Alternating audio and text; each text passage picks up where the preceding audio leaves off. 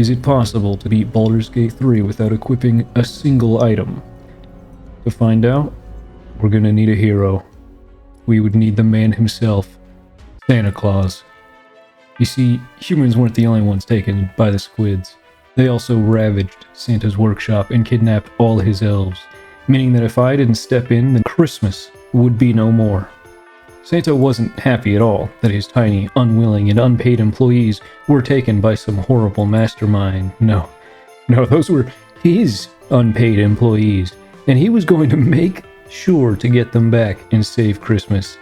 So, he studied martial arts and let himself get captured by a squid mothership.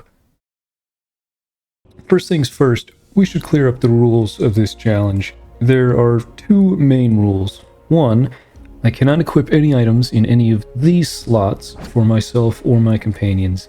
That means throwing items, drinking potions, and using things from my inventory was still on board as long as nothing was equipped. Throwing specifically, I was iffy on because the item appears in your hand, but it doesn't say the item is equipped, and you could throw items that couldn't be equipped, so I allowed it for this run. Rule 2, no save scumming. The only time I could reload an old save was if my party died. Also, this is all on tactician difficulty, and I wouldn't be changing it. I of course went monk so that my fists would tickle slightly harder, and for unarmored defense, so that even with old Saint Wiener blowing in the wind, I still might not get bodied by every enemy. If I got there, this would also prove useful in the later game, enhancing my fists with Christmas magic to overcome resistances and hit with a little extra spice. Santa is also a half-orc for their Pokemon Sturdy ability, leaving him at 1 HP when he would otherwise get downed. This ability would prove incredibly useful. I considered a spellcasting class, but I decided I should be able to take a beating just in case. Plus, on Tactician, long resting costs 80 supplies, meaning I couldn't just go take a nap after every combat. Now for the challenge. I woke up and started my run like all good runs by immediately removing my pants and throwing them away. As masculine as I was in my dominatrix undies, I decided to cover up in my camp clothes to avoid my nipples getting too hard in the breeze and to ensure this video was YouTube friendly. I blew up a kiddie pool full of alien probe worms and then failed my first check to free this guy's brain, so I instead opted to turn him into a League of Legends player before proceeding. While getting my bearings, I got jumped by a frog woman. Usually I would introduce her to my Santa paws, but she seemed capable, so I Jedi mind tricked her into being my friend in hopes that she'd help me reclaim my unpaid interns. Now, I'll be honest, because they put me straight into this combat, and at this point I was so excited to start slapping imp cheeks, I kind of forgot to unequip Lae'zel's weapons. Not a great sign for the very first combat, I know, but don't worry, as this would be the only time in the entire run that one of my companions had items equipped. I basically ran straight through the Nautiloid anyways. There was no way I was going to risk rubbing my bare meat on the Demon General for his XP, so I just slapped the enemies on the way to the control panel and then manhandled those tentacles to get out of there. But this thing was no sleigh. I had no idea what I was doing. Unsurprisingly, my piloting skills weren't all that great and led to the ship crashing.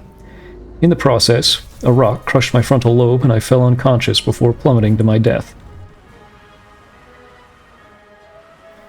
I crashed into the ground at Mach 5 and shattered every bone in my body, but luckily I lived.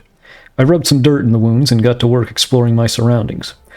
I found some random woman who was trying a more aggressive tactic to selling her Thin Mints, and she asked me to join her. Normally I would decline, but when I told her about my quest to save Christmas and reclaim my interns, she actually seemed pretty cool with it. She didn't even mind needing to immediately strip down to her underwear and throw all her weapons in the garbage. She was down for anything. So, she joined the club and we trudged on to our first fight. 3 intellect devourers. We jumped one before it even knew what happened, and then I was almost one-shot the first time I got hit. Level 1 was treacherous, and after beating the brains, we didn't even level up.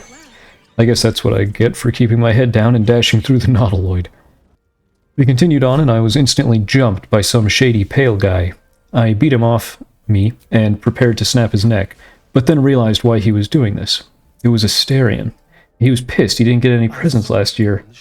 I explained him to be able to get revenge on the elves who oversaw the naughty list if he came with me, so he too joined the party. He didn't like being exposed quite as much as Shadowheart and I though, so he likely wasn't staying with us long. So we kept on. I curb stomped a squid, gave a high five to a hand sticking out of a rock, and then met this beautiful wizard named Gale. Now Gale. Oh, Gale. He was going to be instrumental in this playthrough. I was going to protect this little wizard boy with my life. I ripped his clothes off of him and told him he was on the naughty list if he didn't come with us, which seemed to be enough incentive. Now, we were already level 2 at this point, and Gale was to get a subclass. I elected for Divination, which would allow him to use Portent die to make some rolls fails and others succeed during combat, whether it be making attacks hit or miss, or a saving throw succeed or fail. This was just one of the many reasons Gale would be extremely useful this run. Moving on, we found the frog woman once again and saved her, but immediately there was some tension between her and Shadowheart, which I didn't like. But she was much happier to strip naked than Astarion, so I sent him back to camp and put up with the bickering for now. I found some squatters, scared them off with my hideous face, and then went into a dungeon to start the first somewhat difficult fight of the run. It was basically just another party, but we were only level 2, and they had a small advantage of being allowed clothes and weapons. The only real strategy for this fight was to control who was in the front and try to keep people from going down. Once one person goes down, it can quickly make a domino effect of all of us just dying. Another small strategy was to close the door where all the ranged people were, and sometimes they would use their action to dash for basically no reason, just to open and run through the door. Gale and I did most of the heavy lifting for this fight, since Monk is built around unarmed fighting and wizards are basically the same. We would just play as normal. Lae'zel was there mostly to take aggro, and Shadowheart was in charge of healing, along with some other spells that would come in handy later, like Turn Undead, which was useful for the next fight. I woke up some disgusting skeleton and then went for our first long rest. Gale seemed to be considering throwing himself into the campfire to get out of working for me, but I knew he didn't have the guts, so I just went to sleep. The next day, we stumbled across a tiefling camp being raided by goblins and scrambled to join the fight for the succulent XP. The fights weren't too different from a regular run yet. Most of my party was just doing everything the same, except Lae'zel, who would just throw a javelin occasionally and punch for 4 damage. After saving this ungrateful wench from assassination, Gale and Shadowheart leveled up. I didn't know why, and considered beating Gale to a pulp for stealing my experience, but decided against it in case it gave him the courage to actually throw himself in the campfire next time. An upside to not using any items was that I had a lot to sell, and money would basically never be a problem. Every vendor I went to, I bought all their camp supplies, potions, and if I could, their resurrection scrolls. I went to try and recruit a random child into my factory, but this guy stopped me, and in a panic I kind of told him that there was a pipe inspection, and he seemed to think another kind of pipe inspection, so he went away from me at my camp. 10 feet later, Lae'zel forced some dude to bow to her, which was pretty funny, but Shadowheart got upset and told me I should take Lae'zel behind a shed and put her down. And this bickering was getting kind of tiring, so I told them the next person to talk had to wear Gale's pajamas. Then I saw this rat, realized how hungry I was, and tried lunging at it, but it took off into this house, so I broke in and this paralyzed lady started telling me off. I told her if she didn't shut her mouth, then she'd be on the naughty list, and then brought this guard in to make an example of. I dove onto her legs to make sure she wasn't faking it, and she was faking it. She got up just fine and started begging for her life. I punched her in the mouth and then knocked out the guard to prove a point, and then decided to get the fuck out before anyone else found him. Luckily, this actually gave me enough XP for Lae'zel and I to level up, giving us both a subclass. I opted for Way of the Open Hand because pushing people off cliffs and knocking people prone would both be really useful. Lae'zel, I kind of fucked up and gave her Battlemaster. Turns out most of the Battlemaster maneuvers require a weapon, so hers wouldn't really be used. This would actually be a recurring thing throughout the run. I learned that quite a few classes and abilities required weapons, such as Paladins' various smites, Sneak Attack, Barbarians' Reckless Attack, and a bunch more. Finally, I moved into the Druid Grove in search of a brainworm extraction, and found this super trustworthy-looking woman who said she could cure me. She led me into a secluded room, asked everyone to leave, and insisted that I let her prick me with a suspicious-looking twig. I decided to let her because it might even the odds when I inevitably decided to dropkick her across the room, but before I got the chance, she chickened out and gave me the antidote. This seemed to entertain Gale, who started licking his lips and staring at the magic boots in my backpack.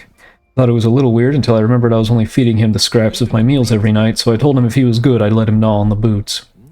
I went down to the water and started another pretty hard fight against the harpies. This fight was a pain in the ass in a normal run, with one of the 4 harpies always perching and singing a charming song that had to be resisted every turn, each also having 31 HP, and they could multi-attack anyone charmed, which was an instant kill for anyone in my party. I went down right at the start. Shadowheart got me up, and we managed to kill 2 of the harpies, but then both Gale and Lae'zel went down. And that kid got fucking eviscerated. Before I knew it, I was the only one up and things were looking grim, but I was enraged. They killed that child right in front of me, in cold blood. His little hands could have made thousands of presents in my workshop. I used my only greater healing potion to get Shadowheart back up, and started wailing on the singing harpy. I karate chopped that one in the neck, and then just as it dropped Shadowheart again, I finished the last harpy with a roundhouse kick that turned her brain into chunky strawberry yogurt. I might have lost a potential intern, but I gained something even more important. Experience. With that out of the way, I beat up some goblins that said they wouldn't come work for me, and I decided to swap out Lae'zel for Will, since she wasn't really doing anything and wouldn't stop fighting with Shadowheart. Then suddenly, Astarion started coming on to me, but I told him that he'd have to get more accustomed to life without clothes if he wanted to impress me.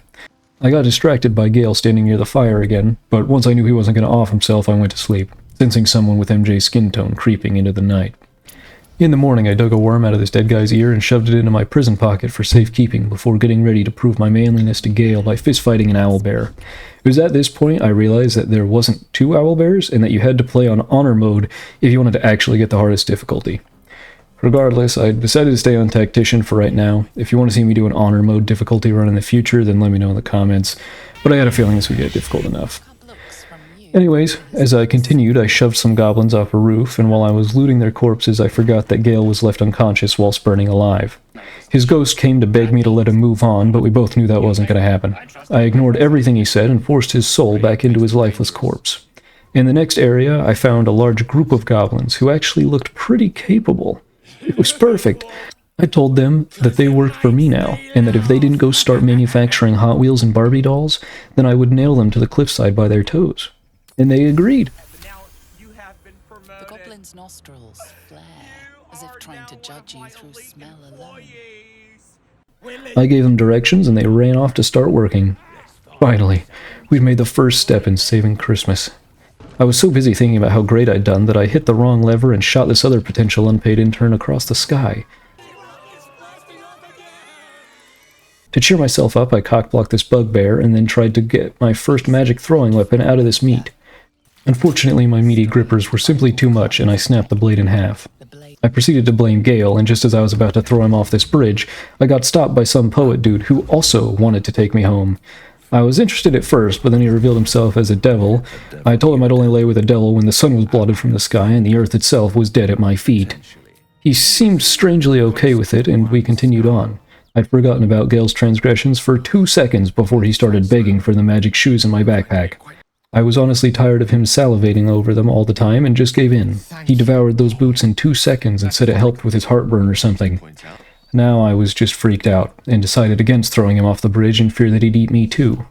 In this next fight, things started to get a lot harder. I made the mistake at first of letting the hyena alert the gnolls above, which made this fight literally impossible. I just didn't have the damage capability to take them out before they overran my whole party. So after we got wiped, I tried again and made sure to nuke that hyena as fast as possible. I spent an hour on these hyenas and gnolls, but eventually I squeaked by. Afterwards, I needed a long rest desperately, so I ran to camp and hopped in my bedroll, but then as I slept, I had nightmares of my workshop being destroyed, of my unpaid employees being set free. I jolted awake just in time to find Astarion attempting to bite my neck. At first, I was just going to lecture him on consent, and then I realized he wasn't just kinky, he was a vampire. A vampire! In my I grabbed a self-defense stick and plunged it straight into his heart without a second thought. I slept surprisingly well after that. The next day, I found Will's ex, but when he walked up to confront her, he pulled out a rapier. I know I specifically told Will the rules of our group, so I told him that he was grounded and would have to be sent to work in the toy factory. In his place, I took Karlach, who was a perfect fit since she was already practically not wearing anything. I leveled her up and took the Berserker subclass, allowing her to throw items and creatures and hopefully knock them prone so I could curb stomp them. Her only request was that we wiped out this random hotel staff, which seemed a little random, but I figured it was worth it to have a new party member and get some XP. This fight proved that my plan was already working perfectly. I didn't even need to curb stomp everyone. Karlach would do it herself. Mind you, Karlach's damage wasn't great. It would be enough for these lower levels, but I was already thinking about how to tell her that she was only a temporary employee and would be joining Will in the workshop eventually. Now for what would end up being one of the hardest fights in this entire playthrough. The gnolls in this front cave. The gnolls were bad enough on their own, with some having multi-attacks that could basically one-tap any of my party if the rolls were good enough, but the worst part was the leader Flind. He did a lot of damage, had 110 health, and his attacks could stun us. I had to use all my resources to take out Flind's minions, and it left me in a terrible situation. I either had to redo the entire fight, or use my only save, which I stupidly did when I was the only person left standing, and only had a bonus action. You can guess how that went. With him doing so much damage and being able to stun me, I had no chance of 1v1ing him. I reloaded this save so many times, trying to figure out some method that would allow me to win this fight and finish off Flind. He only had 19 HP when I saved, and I felt like there had to be something I could do. And then I realized something. Yes, I only had a bonus action. However, since my action had been used to melee attack and I was a monk, my bonus action could be used to melee attack also. Now, it wasn't nearly enough to kill Flind that turn, but what I came up with was kind of genius. I had dragged a greater healing potion out of my inventory and put it on the ground between Karlach and I, which could be done for free. And then I used my bonus action to roundhouse kick the potion, healing both of us and finally giving me the edge I needed to start taking back over the fight. Flind attacked her instead of me, allowing me to get Gale and eventually Shadowheart both back up, and with Gale putting the low-health Flind to sleep, we quickly jumped him in his slumber, and finally, after an hour of fighting, the encounter was over and we managed to get to level 4. If you're curious, I just did an ability score improvement for everybody at level 4. I figured it was more important than any feats available at the time. With that out of the way, I saved some people from a fire, which was easy enough, and then infiltrated a Zhentarim hideout, primarily to steal their barrels. Then when I was trying to sleep, I was woken up by Will screaming and some hot demoness Dom standing over him. I told him to keep it down and that toys weren't going to build themselves, and then I went back to sleep. Oh, I also had Shadowheart respec in the morning so I could redo her attribute points and give her a new subclass. I'm just not a fan of trickery, and went with Tempest instead since our damage was lacking. While I was leaving the area, I saw some Gith warriors and decided to tuck my tail between my legs and run as fast as humanly possible in the other direction. I also elected to avoid that hag in Act 1 entirely, since I figured her fight would be pretty difficult with our limited range damage and her making all those clones of herself. Moving on, I convinced these ogres to work for me, and then forgot to ever use them again, so don't expect to see that. And then as I was making my way into the goblin camp to save Halsin, I was suddenly overcome with memories of my 5th grade spelling bee. I dropped to my knees, the word generosity reverberating in my mind. Just when I was about to throw myself into the castle's moat in embarrassment, Shadowheart pulled out her enchanted butt plug to distract me. And, it worked. Confused, I decided to push on to avoid talking about it. I sold all of our unnecessary junk, and then immediately after, Gale decided that now he needed to eat some of those random boots I just sold. So I grabbed him by the arm, dragged him back over to the merchant, bought back the boots, and shoved them down his throat. If he wasn't carrying us, I swear I would have drop-kicked Gale so hard. On to the Dror Ragslin fight. I ended up putting Gale and Karlach in the rafters and having Karlach play Donkey Kong, dropping barrels from the skies to start the fight. Gale's Portent die saved me from getting absolutely obliterated in the first round of combat, and then Gale noticed the boss standing nice and close to this ledge.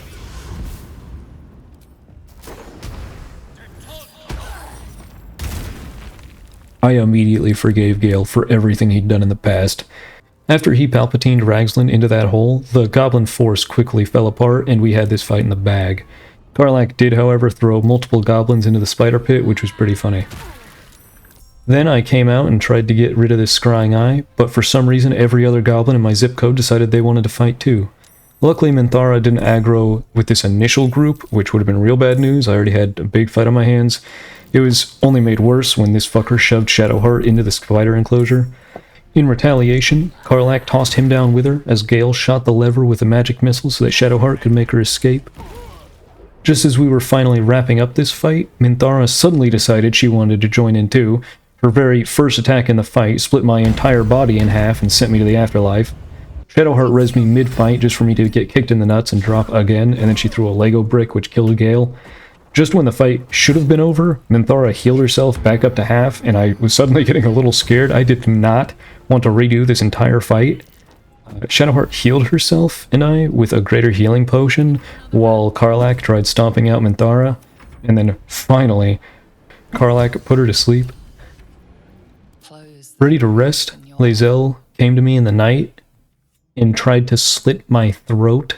I reminded her that killing Santa Claus was a one-way ticket to the naughty list forever, and she finally let me sleep.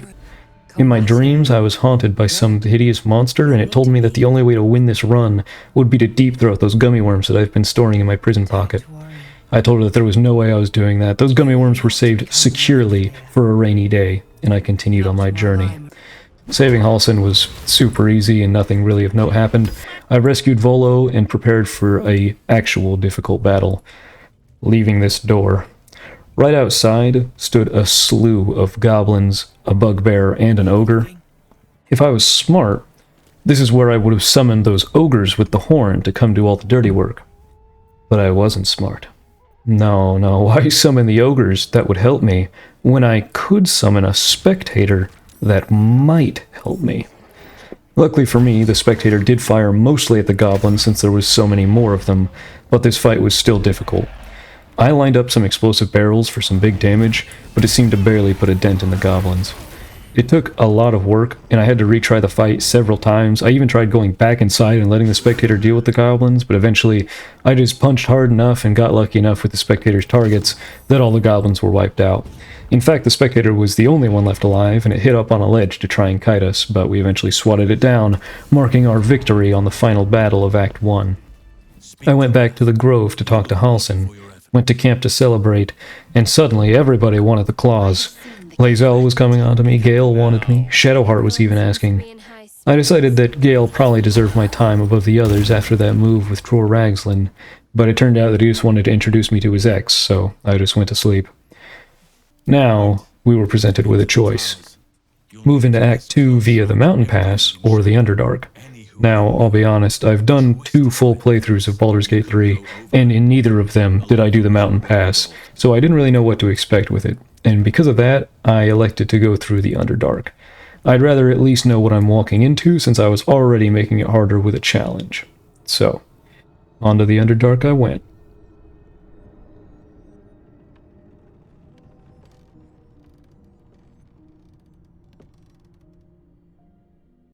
The first thing I witnessed in the Underdark was this Minotaur getting bodied by the moon, which I was standing a little too close to. I leapt out the window and we walked right through a colony of petrified men who looked like they'd been turned to stone right after seeing King Neptune without his crown. Turns out this was the work of a spectator. Luckily I had some experience in that department, however he had a surprise round and absolutely obliterated Gale before he even got a chance to move. This was only made worse when I realized the spectator could unpetrify the nearby drow and mind control them into attacking me. We were getting decent damage on it, but it chowed down on my behind, and before long only Shadowheart and Karlach were left standing. Karlach emptied her pockets on the beast and poked it right in the eye for a critical 7 damage, before eventually two-hand slamming it back to hell. I ignored those drow since their leader died in the fight and they weren't short enough to qualify for my workshop, and then slipped and broke my back. I almost felt bad for the boulette, as it just slipped and slid and got pelted with ranged attacks until it got so embarrassed that it just burrowed back underground and ran away. I wasn't about to let some fresh XP escape my grasp that easily, but as I chased after it, I got blown around by these mushrooms and it kind of destroyed my spirit, so I just continued on. I stuck my hand into a random hole in the wall and then came across some of my ex-workshop employees who couldn't survive without my keen oversight. I couldn't believe I had let this happen to my poor elves, and in a bout of depression I told Volo to end it before I went to bed. He didn't have the guts to finish the job, however, and settled with partially blinding me. I went to sleep, and was lectured by the hideous nightmare leprechaun in my dreams again, but ignored everything she said and continued into the mushroom village. Gale said something about not being fed in 4 days, so I gave him a necklace to swallow, but he started freaking out for some reason and started yapping about his ex again. After 30 minutes, when he finally got to the point, he told me that he was a literal walking nuke. He said he'd be happy to leave, and I definitely considered it, but then I thought about our future. I could tell Gale to hit the road now and lose my wizard, or we could have a Gale-shaped bomb.com at our disposal. After seeing the charred corpses of my former employees, I couldn't handle any more loss, so I told Gale to stay, enlisted Chubster the Shroom God to help us fight the Dwergar, and this fight was pretty straightforward, but there was some punching, some throwing, some Shadowheart shoving, and Chubster got dumpstered. Upon claiming our rewards, we all hit level 5 except Karlach, and I finally got extra attack and stunning strike, which would both be very helpful, while Gale and Shadowheart both got some spells. We then stole a ship and sailed into the abyss, got stopped by the boat police, pushed every last member of the boat police into the water, and Karlach leveled up, gaining her extra attack as well. Our voyage ended as we entered the ruined Sharan temple and began looting the place. Unfortunately, the first treasure chest I opened had some self-defense mechanisms in place and grew a venom tongue which it attempted to molest me with. We pushed the mimics off the edge one by one and then started chatting up the locals. I learned something new here. In my previous playthroughs, I had either fought Nier and all the Dwergar at once, or fought all the Dwergar with Nier at my side, but I didn't realize you could just talk to this guy and get all the Dwergar on your side. But before doing the Nier fight at all, I was going to go loot up the rest of the place and find that sweet rune powder barrel.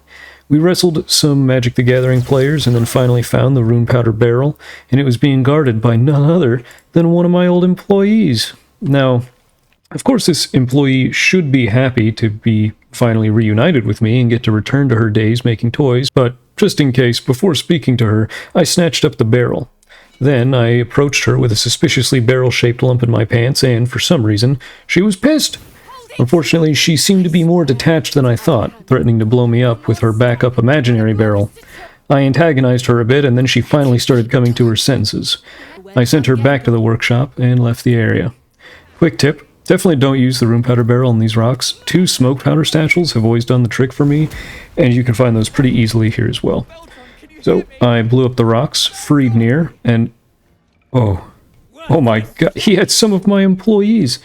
And he was treating them terribly, calling them slaves. This guy thought that just because he had snow-white hair and a few 3-foot interns that he could test my claim to the mantle of Santa Claus. I told the others to stay back and deal with his goons while I rushed into Nier's room alone to challenge the Pretender. He knew he stood no chance against me hand-to-hand, so he hid in the poison clouds and forced me to use some of the scrolls I'd accrued to blast at him. But as I was busy battling Nier, the Dwergar had blasted Shadowheart into the lava and entangled her there. Gale got some revenge for her, but we still needed to figure out a way to save her so we didn't have to use a resurrection scroll. I considered having Karlach leap into the lava with her fire resistance and throw her out, but it turned out that Shadowheart had been munching on her own supply of Thin Mints. I decided to go save Shadowheart and hopefully convince Nier to chase me out by using a Dimension Door scroll to teleport her out of the lava and back onto solid ground. And I was pretty proud of myself for that one. But sadly, Nier was a little bitch and was shaking in his boots in the back of that room. I told Karlach to just get in there and finish the job, and she definitely delivered some justice. She used the corpse of one of my interns to deliver the killing blow to Nier, and my title of Saint Nick was safe once again. Moving through the Underdark, we fought some demon spawn that were just chilling in a closet for some reason. Experimented with how far a suit of armor could survive a fall and approximately how long it could be in lava for. Spoiler, it's not far and not long. And then we got jumped by some magma mephits. Turns out these guys could in fact survive a long fall, and they were slightly more annoying due to their self-destruct upon death, but we managed to finish them off without any casualties. Now it was time for the Forge. You might be wondering why I'm bothering with the Forge when I can't even use the items it produces, and well, there's 2 reasons. 1, and most important, XP. 2, money. The heavy armor especially sells for a very lofty sum. Now, for anyone who doesn't know how this fight works, basically this big robot will only attack and move towards the last person to deal damage to it. That means you can effectively control who it targets and where it moves for the most part. So you want to move it onto this center platform, then have someone hit this lever, and turn him into a metal pancake over and over until he's dead. He only takes damage from this when he's superheated with lava, so you need to move him out to the center, or out of the center, and then back into the center. Luckily, he was doing just that, and this fight was proving really easy. He did eventually stomp out Gale once, but we got him back up and he blasted the lever, smushing the robot for good. Now afterwards I couldn't remember exactly how much each adamantium item sold for, and thought that the shield might be worth a close amount to the heavy armor. Very wrong. If you ever find yourself in a similar situation for some reason, just make 2 heavy armor. They're worth 3,800 gold compared to the 190 of the shield. Yeah, it was pretty sad. My gut reaction was to blame Gale, but I refrained myself and only gave him a single menacing glance. I felt like I was really growing as a person over this adventure. When I went to camp to rest, Lae'zel and Shadowheart were getting into it again.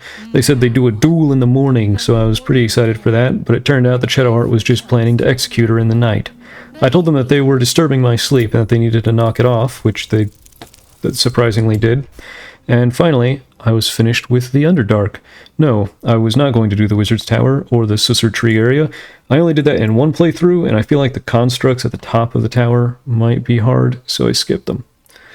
I did, however, go back to Mushroomland to tell them I killed Nier, and then I finally realized that an unemployed potential intern was just sitting there with the myconids, poisoned.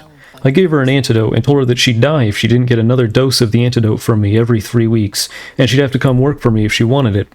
It wasn't true, but it seemed to do the trick. I even stole her shoes to make sure she couldn't run away. Now we were actually able to leave the Underdark.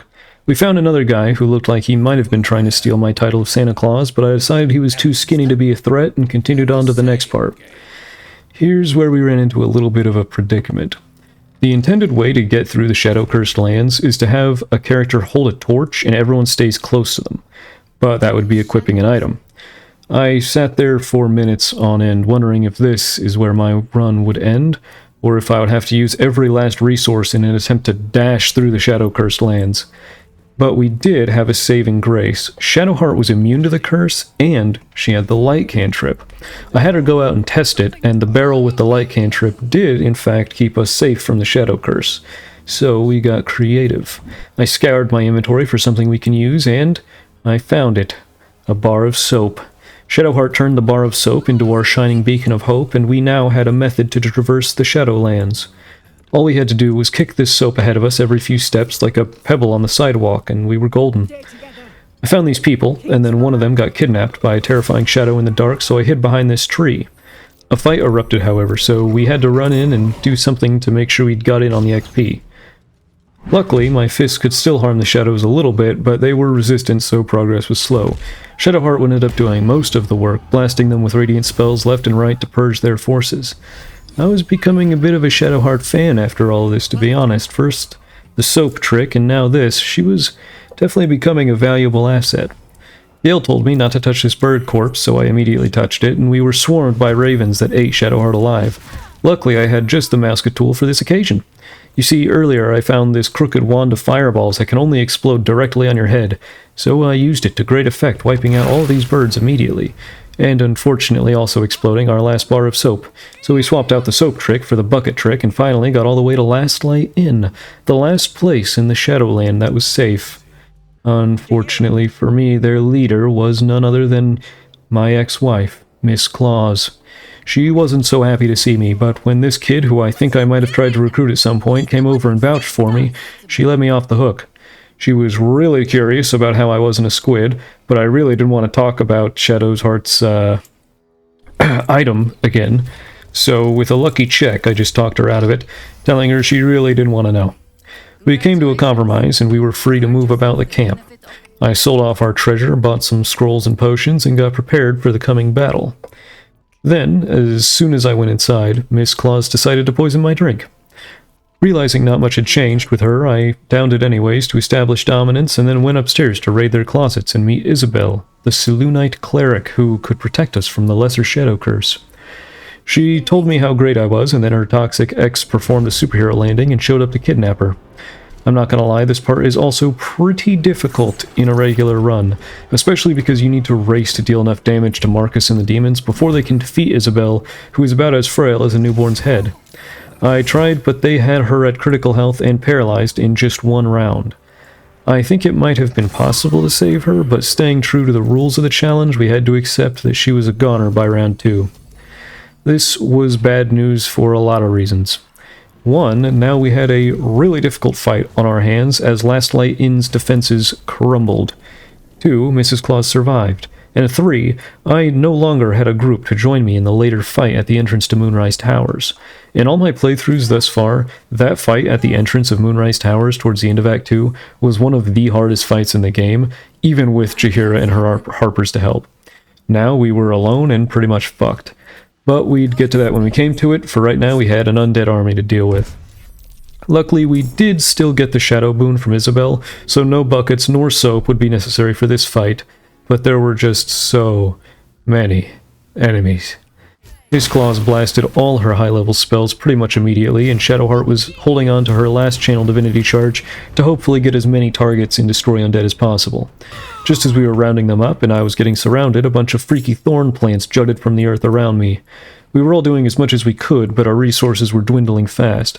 Shadowheart used her channel divinity, which did have incredible effect and leveled us up, but now she was completely out of abilities, and there was still quite a few enemies. Gale also used his final spell slots to blast as many of the latecomers as possible with a fire glyph, and now our possible damage per round was going to plummet as we were forced to go through the scrolls we'd accrued. Luckily, things were starting to look up. We were dropping the remaining undead left and right, Miss Claus was still alive and well, and we'd almost defeated all the undead. That was until we met the gigantic Thorn Whip of Doom.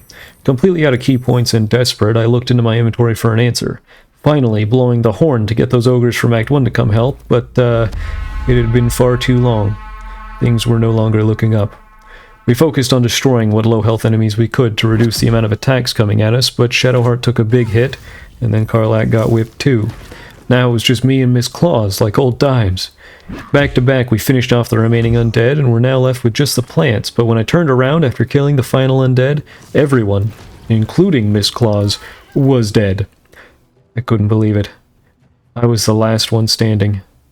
And I could finally stop hearing about those damn divorce papers. Yes! With a newfound burst of energy, I began throwing everything I owned at the plants. You see, they had this small disadvantage of being unable to move, so I could simply sit outside their range and toss shit at them until they died, something Jaheira clearly did not realize.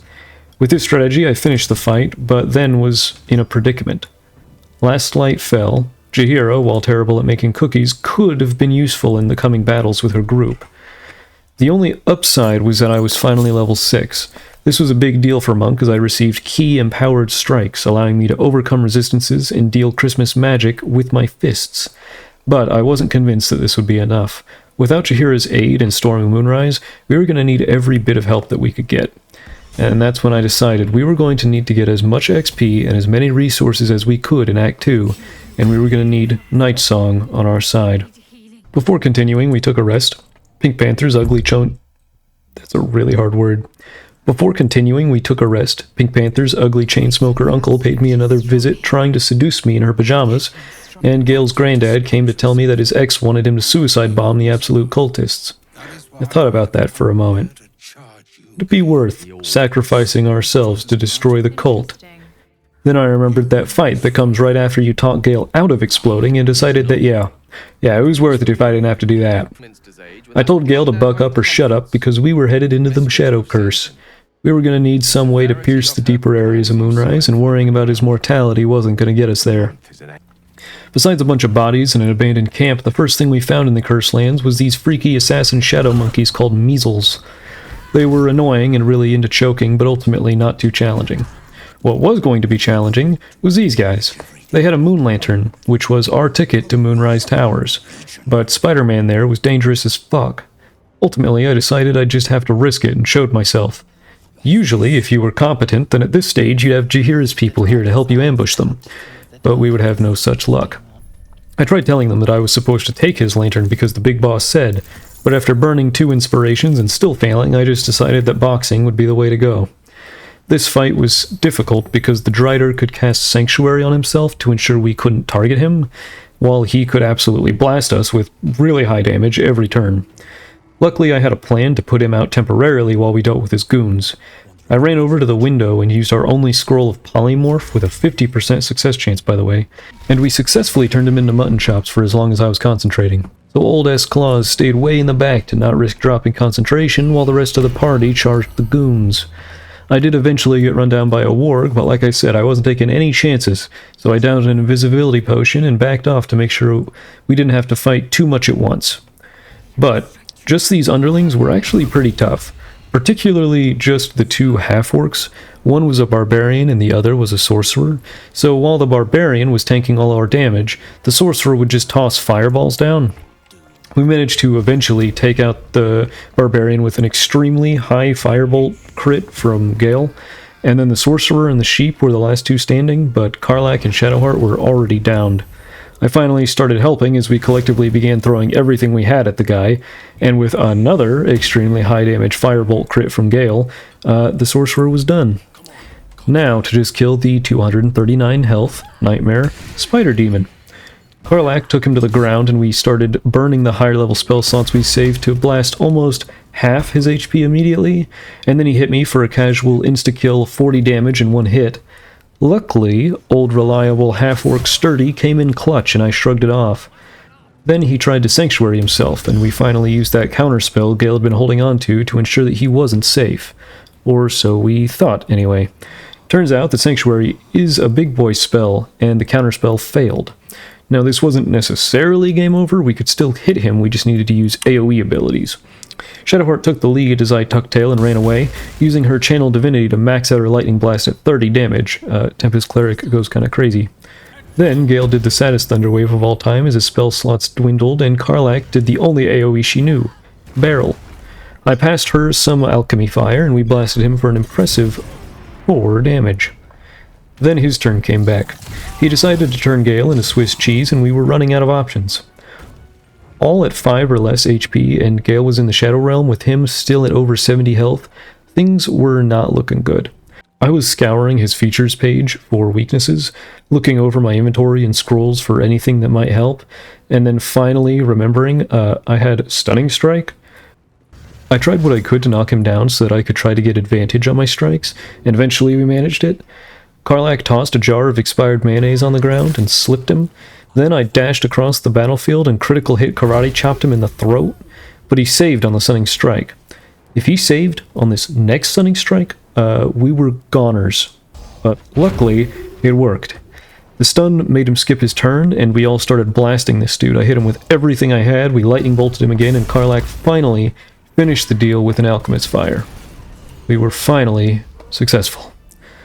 Lucky for me, you don't actually have to hold the Moon Lantern. You can just let Tinkerbell out and she'll give you a bell. I just realized that. Anyways, she enchanted us, and now we were Shadow Curse enjoyers. It was no longer a problem.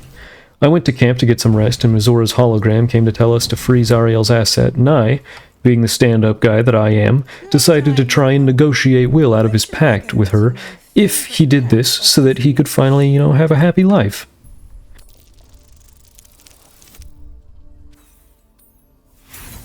Well, I tried. Sorry, buddy, but I might need that inspiration later. I tried going to sleep again, and that owlbear cub from way before suddenly showed up. I gave it the food I was about to give Gale later, and then went to bed. In the morning, I decided to respec Karlach. She'd been missing more and more throws, and her melee damage was not really up to snuff anymore.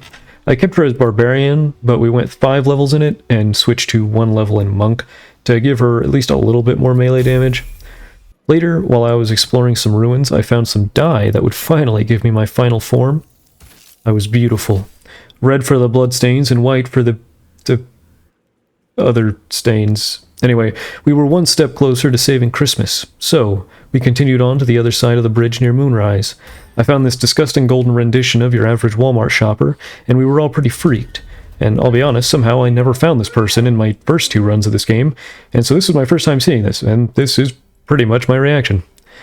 Anyways, she had some abilities that dealt damage based on your gold, and in case you weren't following, I was more stacked than Scrooge McDuck, so I was down for the count round 1. Luckily, the rest of the party didn't carry any gold, so they were going to have to carry me through this one. I realized pretty fast that the strategy was just to kill the heads, and it would make the boss smaller, so Shadowheart turned undead on most of them, got me up, and we started blasting the heads away.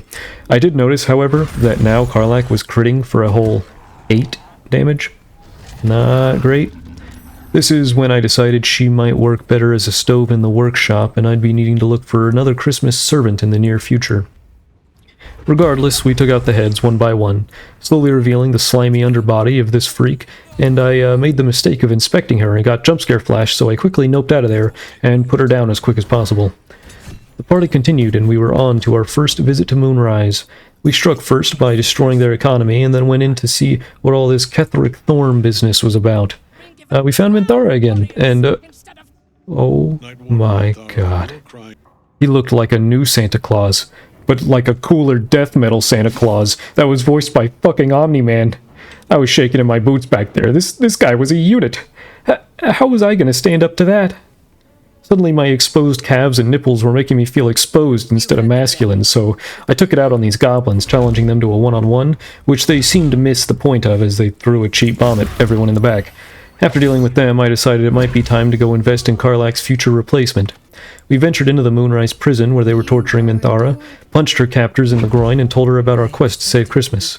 She knew it was this or die, so she was pretty on board. You might be wondering how we got Minthara out of there, and let me tell you what, I never once did this in any of my other playthroughs, so I didn't know if I was just allowed to walk out with her or if we'd get stopped, so I splashed her with a potion of invisibility for good measure and just strolled out of there.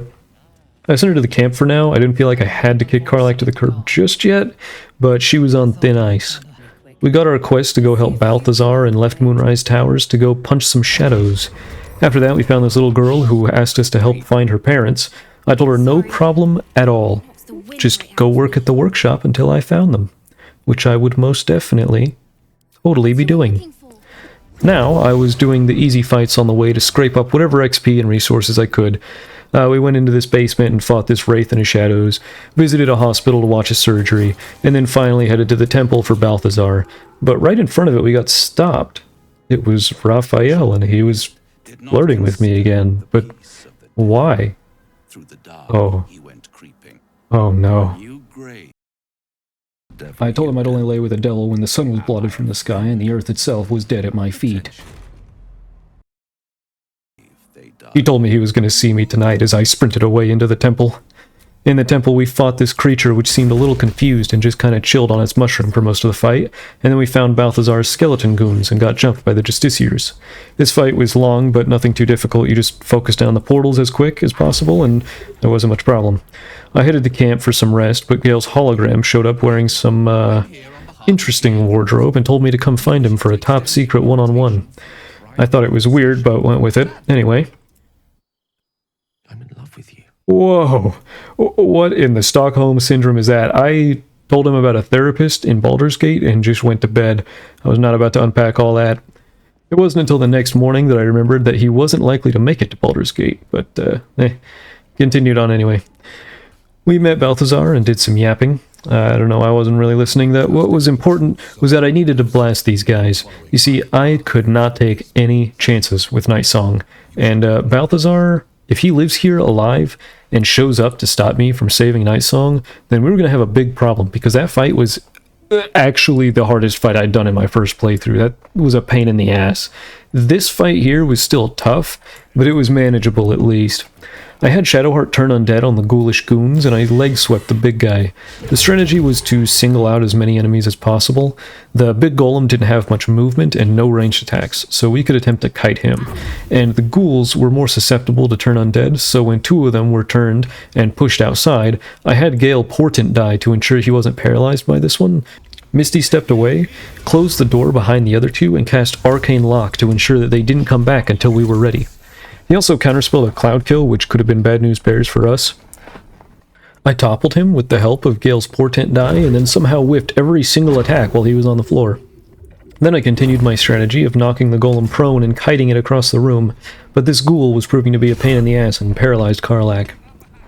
Worse still was that I could not seem to hit this chubby sack of guts for the life of me.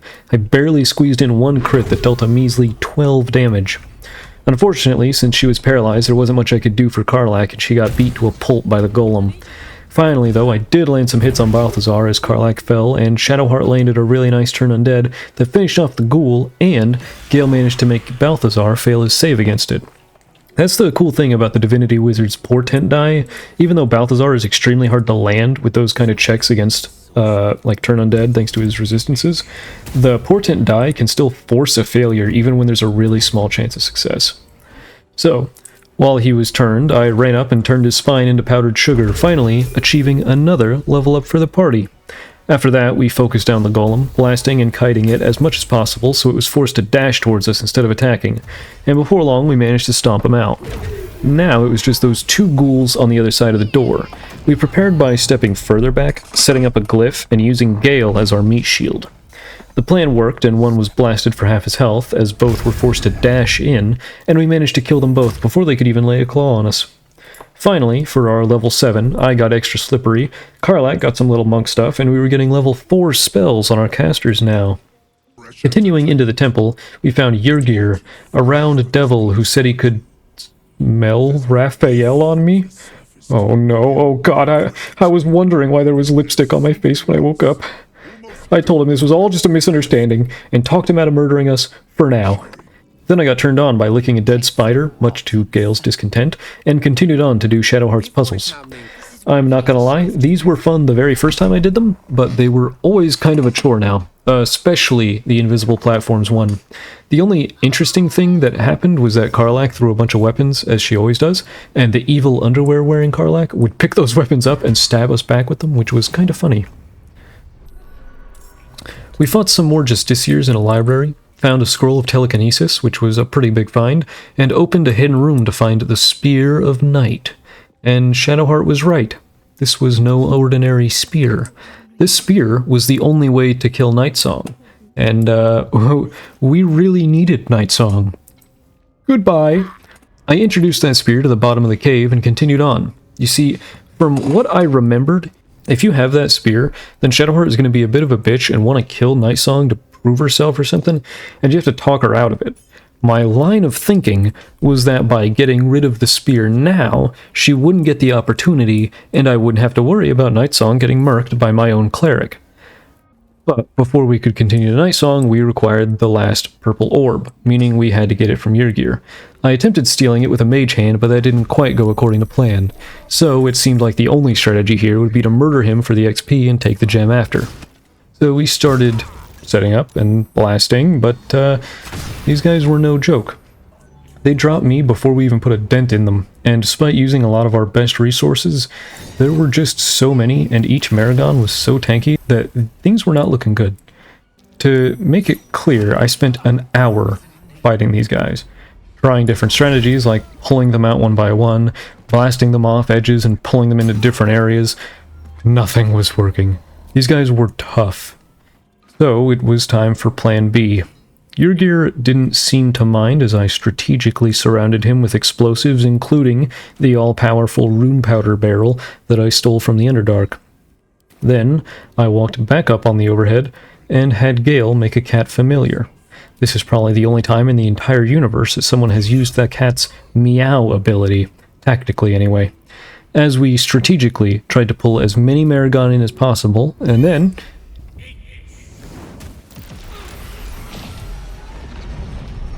it worked like a damn charm. At first the other Maragon were so terrified that they were just gonna let us walk out of here, but their pet tentacle dog convinced them to fight. However, being down 3 Maragon and their demon pimp, these guys went down way easier. Still not easy, mind you, but easier. We actually still got completely shredded over time, the fight coming down to 3 Maragon against just Gale and Gale was on his last spell slot. They eventually berated me down as well, and Gale was down to using scrolls to try and finish them off. Things were getting close, and Gale was down to just 24 health, and they still had him outnumbered. One wrong move on this turn, and we could be redoing the whole thing. But that's when he tried his newest spell. Bomb. Perfect. Gale resurrected us, and we took a much-needed nap before gathering ourselves and preparing to the final destination of this temple, Nightsong. Now we had a problem. Shadowheart wouldn't continue unless we had found the Spear of Night. And oh boy, it was slightly out of reach. Now after some experimenting, I discovered that it was actually retrievable with that telekinesis scroll, but that was our only scroll of that power level. Did I really want to use it on a random spear that might kill our only hope of beating Ketheric? Shadowheart was my ally since the very beginning. Ever since I found her beating doors down on that beach, she'd always been there for me. Was I really going to deny her the only thing she'd ever asked of me because I wanted to save a scroll and because I was too afraid to lose Night Song? I weighed my options and tried to just go ahead and ignore her request, but she insisted. She seemed to think it was still in the library, and I didn't have the heart to tell her otherwise. But I decided that we couldn't do what we had to do without Night Song. It came down to saving Shadowheart or saving Christmas. And for that, there was no choice at all. I told her we were going to forget the spear. And Shadowheart? She turned on us. I couldn't believe it. I ran up and beat the absolute shit out of her the second she raised her fists, but I couldn't kill her, not after all we'd been through. I left her unconscious there on the steps of her temple. My hope was that she may one day come to her senses and realize that her need to impress her goddess simply couldn't come in the way of saving Christmas.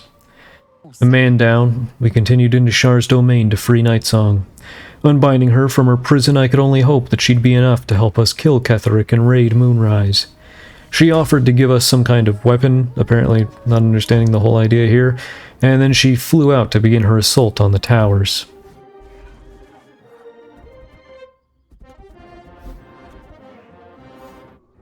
Afterwards, we left the temple and I went to camp to recuperate. I enlisted Minthara into our new party opening and made her an Oath of the Ancients paladin to hopefully make up for some of the healing we'd be down without Shadowheart. Then I realized that a lot of her abilities couldn't actually be used without weapons, so I swapped her out with Will for now and headed to Moonrise. Now this is the part I was dreading ever since the fall of Last Light Inn. Walking into Moonrise, you face a large horde of dangerous enemies, and usually it is difficult, but you have a small buffer of Jaheira and her forces to help you try and overtake the fight. Now, we were alone. It was the four of us against the dozens of them, but we had to try. This is what it all came to. I began planning, and eventually we just started our assault.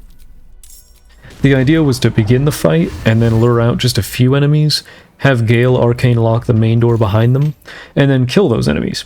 Rinse, repeat until we were in the clear. So we did. We got 2 enemies out, and then Gale locked up the door so we could focus them down. It was looking perfect. The enemies attacked the door, but its toughness was proving too much for their arrows. That is, until the zealots. These little dwarves just jumped in and absolutely shattered the door in seconds, exposing us to all of the enemies within. Things were no longer going our way. We stomped out a small handful of enemies, but we were quickly running out of options as they were overrunning us one by one. We were desperate. The zealots and Zrel were simply dealing too much damage too fast. So Gale finally used that treasured scroll of telekinesis and blasted Zrel off the bridge into the depths below. But it wasn't enough. Each of the zealots had 90 health, and the spellcasting acolytes had such powerful spells on top of the slew of regular enemies that were barraging us with attacks. Before long, the last of us fell. We were all the way back at the beginning, and we hadn't even gotten close. But we tried again.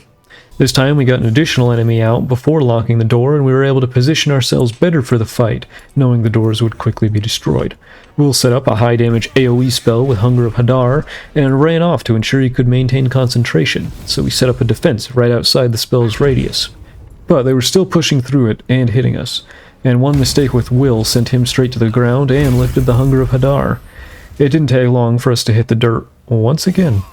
But still I tried, and still I failed. And again, and again, and again. An hour in and we could do nothing. I finally realized that this simply was not going to work. We were not strong enough to raid Moonrise.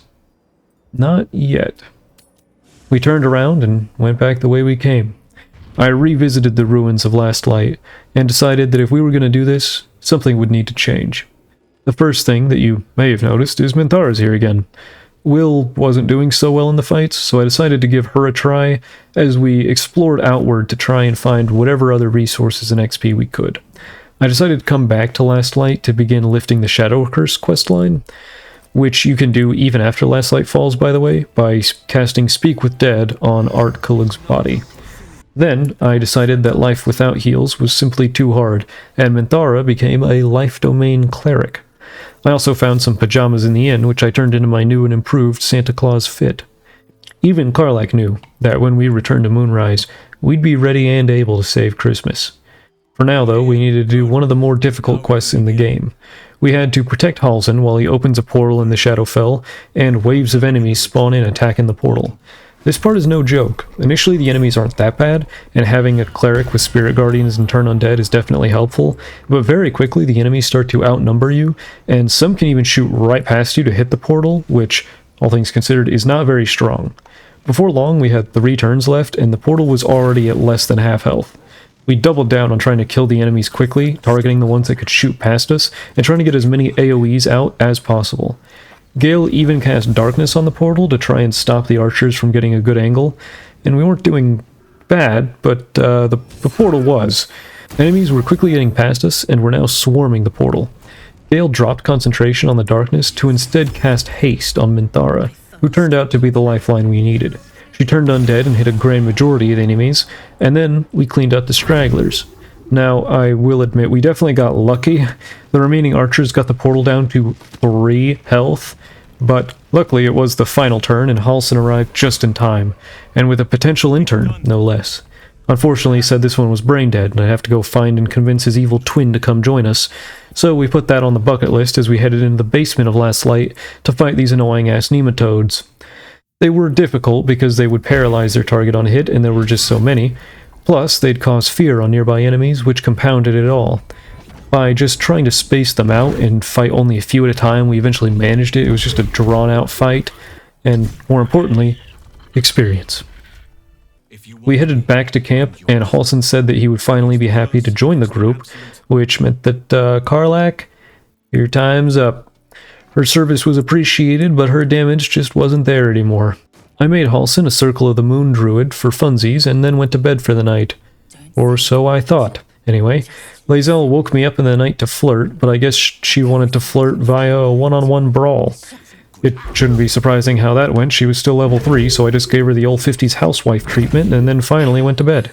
The next day we fought some shadow plants, which exploded like dominoes, which is pretty funny.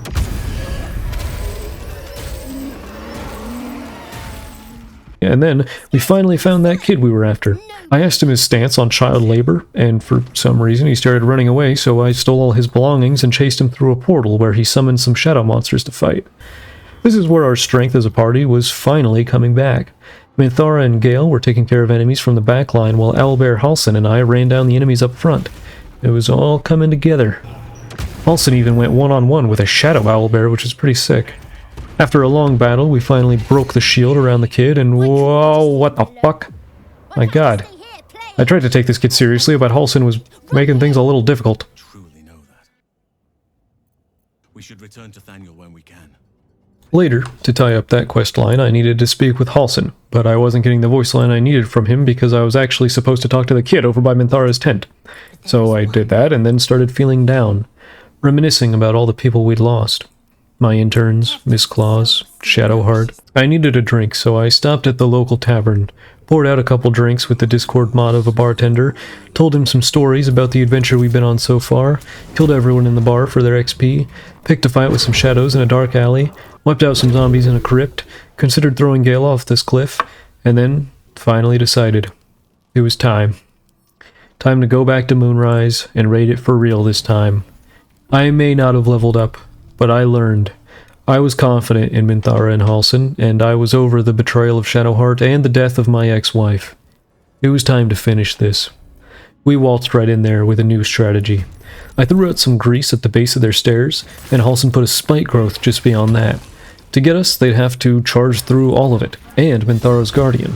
For good measure, Halsin then placed a grasping vine right at the top of the stairs to entangle anyone that made it that far and pull back anyone who got past.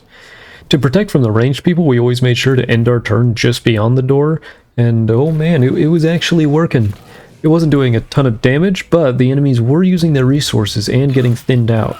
We kept moving back and placing more obstacles for the enemy to navigate, and eventually most of them just kind of gave up.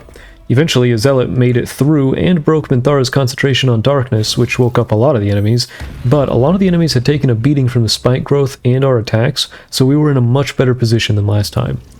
I couldn't believe it. We were actually doing this.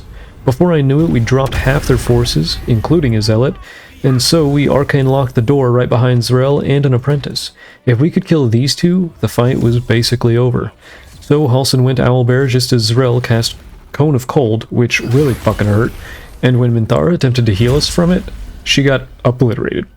Luckily, I had a monk ability that allowed me to heal myself and gain an additional bonus action, which I used to absolutely devastate Zrel. I mean, look at this. She was out for the count, and the apprentice was right behind her. And now we had an opportunity to recuperate and prepare before unlocking the door. So, we got Minthara up, healed as much as we could, and prepared to end this fight once and for all. As we pushed in, 3 more enemies joined the fight, though. A zealot, an apprentice, and another person named the Warden. These guys could definitely be dangerous and threaten all our progress if we weren't careful, so we needed to deal with them quickly. I rushed down the apprentice before he could do much of anything, leaving him with just 1 life from his death ward. Minthara finished off the apprentice. I got thunderclapped by the zealot immediately. Gale magic missiled the Warden to death, and Halsin eventually was dropped by the zealot too. The zealot feared Gale afterwards, preparing to rip into him next, but Gale pushed through the fear and nailed him with a firebolt that finished him off. Finally, they cleaned up the remaining archers, and we'd actually done it. The first battle of Moonrise Towers, without Jaheira and without items, and we finally got level 8. I increased all our primary abilities up to 20, and prepared for the final boss fight, Ketheric Thorm. Before him, waiting for us at the top of the stairs, was Marcus, who kidnapped Isabel earlier, and his cronies. These guys weren't especially hard, just annoying, likely meant to whittle us down before the face-off with Ketheric. Luckily, Nightsong has been holding off Ketheric for like 6 business days at this point, so we figured one more wouldn't hurt as we all ran all the way out, took a nap, and then returned at full strength. Now it was time for the final battle. There he was. Cooler Santa Claus, thinking he could take Christmas from me. I told him to stand down or he'd be on the naughty list, but unfortunately my 12 wasn't quite enough for the DC 30 check, so he got pissed and tried fucking with my head. I was about to give in when out of nowhere, Shadowheart's enchanted toy showed back up to save me. I was in awe, but mostly disgusted. While I was washing my hands, Nightsong showed up to help us in the battle, and we all collectively raised nothing but our meaty grippers for the final showdown. The fight was basically Ketheric, his dog, a mage, and a bunch of necromite skeleton mages which could be summoned. Ketheric had an ability where he could mark a member of the party to be targeted by all the skeletons, sometimes, but this actually worked in our favor most of the time, because knowing who was up next on the shopping block was one less random chance for us. However, despite Gale being the first person marked, some necromites were actually fighting Nightsong, probably because she was over there turning them into dust. Every time that their mage tried to fireball us, Gale just counterspelled and fireballed them in response. And then since he was targeted, he misty-stepped away from the fight. Also, watch this supreme use of shove as Halsin moves this thing within range of his lightning bolt. Unfortunately, Ketheric was not impressed and chunked the entirety of Halsin's health in 1 turn. Now, Nightsong was the target, and she was tanking a whole lot of damage for us. Minthara healed Halsin while I snapped their mage's neck, and then we had Halsin turn into a saber-tooth because it sounded pretty sweet. And then I made the grave mistake of opportunity attacking Ketheric as he ran away. When I hit him, he decided to put me on my ass and hit me with the wrath of his fucking ancestors. The only reason I was still standing? My half-orc toughness ability. I told you, that thing fucking rocks. Minthara healed us up, and it seemed like Nightsong was targeting literally anything except Ketheric, but I guess I couldn't complain since she was still putting in the work and taking a lot of aggro. It seemed like Ketheric had downloaded my moveset though, as he avoided literally every attack I made. He ran ahead and used Dreadful Aspect, fearing most of the party, but not Gale or me. No, we'd been here from the beginning. We knew what we had sacrificed to be here, and what we'd been through. We couldn't get scared now. I charged ahead, fist raised, and dropped Ketheric to the ground with a final slap. He scrambled away and knew that he'd been beat. He suddenly summoned a gigantic tentacle from the ground and kidnapped Nightsong, disappearing into a hole. The party cleaned up the last of the necromites, and with that, we had cleared the hardest of the run. Luckily, you do not need to fight Ketheric in his avatar form to get the quickest ending in Baldur's Gate, and yes, that meant I was going for the Gale Hiroshima Act 2 ending. More on that later. But anyway, for now I saved Zevlor from a pod and we wiped out a bunch of mind flayers, found and released Mizora from her pod to ensure Will didn't get slugged, killed some weird-ass cultists, did a surprisingly difficult undead fight which we just used the good old spike growth grasping vine kiting trick again to defeat, came across some weird node puzzle which I never saw before, and I couldn't actually do it because of my WASD movement and camera tweaking mods. Like, I just couldn't see it. And finally, here we were. Core of the Absolute. All those damn squids that threaten Christmas and the world or something. We looked over their domain, sang our goodbyes, and then floated down to watch the villains bickering from afar. They hit some Power Rangers poses and summoned an Elder Brain with a fancy hat that Gale's getting a hard-on for, but then he came to his senses and remembered what he had to do.